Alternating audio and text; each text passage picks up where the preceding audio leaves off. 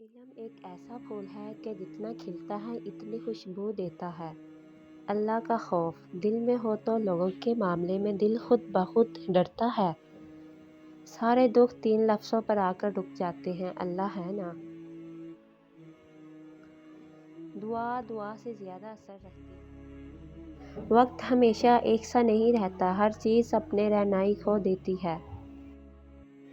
آپ کے ارد گرد کوئی مجبور، پریشان حال یا مصیبت زدہ ہے تو مت سمجھے کہ یہ اس کی آزمائش ہے، یہ آپ کی آزمائش ہے۔ عربی کہاوت ہے کہ جہاں بھی جاؤ مہربان رہو، جو تم سے ایک بار ملے وہ 1000 بار تم سے ملنا چاہے۔ جب آپ کسی کے راستے میں روشنی کرتے ہیں تو آپ کا اپنا راستہ بھی روشن ہو جاتا ہے۔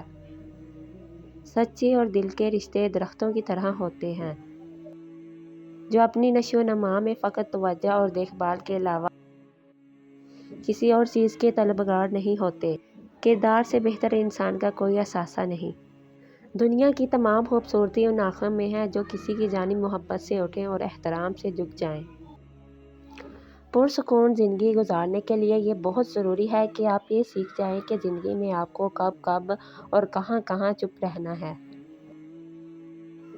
بعض لوگوں کو زندگی آپ کے لیے اہم ہوتی ہے، ان کے بغیر رہا جا سکتا ہے، مگر بعض لوگ آپ کی زندگی ہوتی ہے، ان کے بغیر صرف مرا جا سکتا ہے۔ دنیا کا امیر ترین شخص وہ ہے جس کے دوست مخلص ہیں۔ کسی کو اجاڑ کر بسے تو کیا بسے۔ عجیب ہے یہ محبت کی دنیا، جو دل میں رہتے ہیں وہی درد دیتے ہیں۔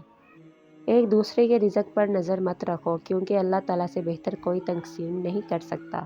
لوگ ہمیشہ اپنی مرضی کے مطابق سوچتے ہیں، اس لیے انہیں وضاحت دینے کا کوئی فائدہ نہیں۔ زندگی کے ہر موڑ پر جہاں امتحان ہوتے ہیں وہیں اللہ کی مدد بھی موجود ہوتی ہے۔ وہ نیکی بڑی معتبر ہے جس کا رب کے سوا کوئی گواہ نہ ہو۔ گنہگار شخص کی عاجزی عبادت گزار شخص کے غرور سے کہیں بہتر ہے۔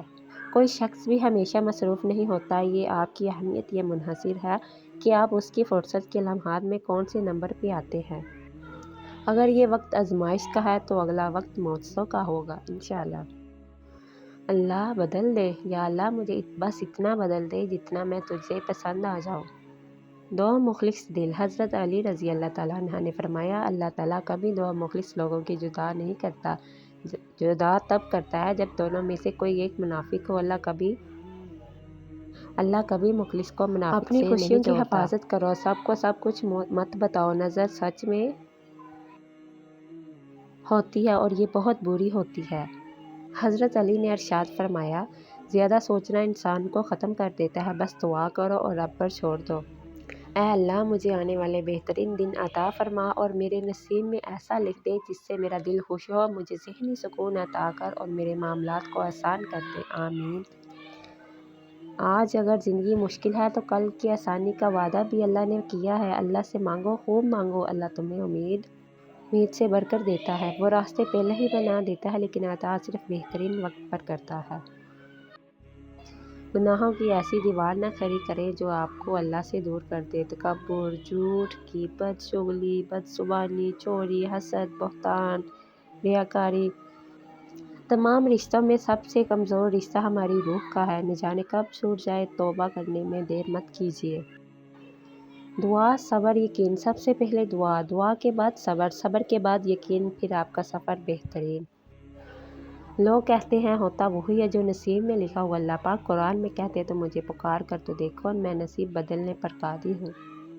اللہ کو بتایا کریں، اپنے دل کی کیفیت اسے بتایا کریں کہ آپ کیا محسوس کر رہے ہیں، کتنی تکلیف میں ہیں آپ۔ یقین کریں وہ بہت پیار سے سننے گا۔ اس کے سامنے رو لینے سے آپ کے دل میں سکون اترے گا۔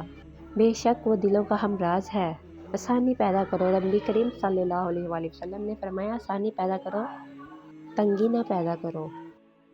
والدین کو ستانے والوں کا انجام، نبی کریم صلی اللہ علیہ وآلہ وسلم نے فرمایا، ماں باپ کے ستانے کے علاوہ تمام گناہ ایسے ہیں جن میں سے اللہ تعالیٰ جس کو چاہے معاف فرما دیتے ہیں، اور ماں باپ کو ستانے کا گناہ ایسا ہے کہ اس گناہ کرنے والے کو اللہ تعالیٰ موت سے پہلے دنیا والی زندگی بھی تنگ کر دیتا ہے۔